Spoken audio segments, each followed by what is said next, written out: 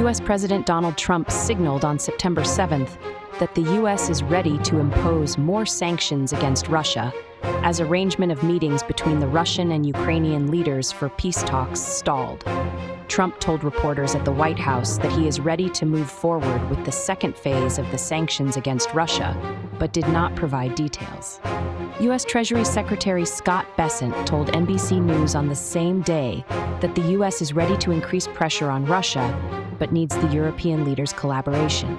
If the U.S. and the European Union can come in, do more sanctions, secondary tariffs on the countries that buy Russian oil, the Russian economy will be in full collapse, and that will bring President Putin to the table, Bessent said.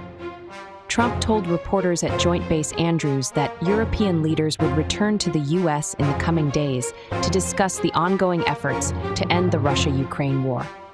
During the Paris summit on September 4th, attended by nearly 30 leaders either in person or virtually, called Coalition of the Willing, Trump urged the European leaders to stop purchasing Russian oil that is funding its war against Ukraine. Korea reported that the EU's imports of Russian oil and gas have decreased substantially, with gas imports dropping from 45% in 2021 to 18% in 2024.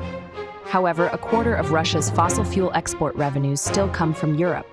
It also reported that EU imports of Russian fossil fuels in the third year of the invasion surpassed the Euro 18.7 billion of financial aid they sent to Ukraine in 2024.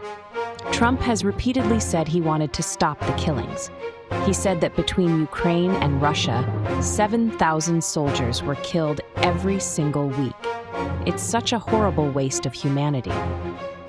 Trump has been arranging a meeting between Russian and Ukrainian leaders for peace talks after meeting with both of them separately and meeting with the European leaders in August, but efforts appeared to have been stalled.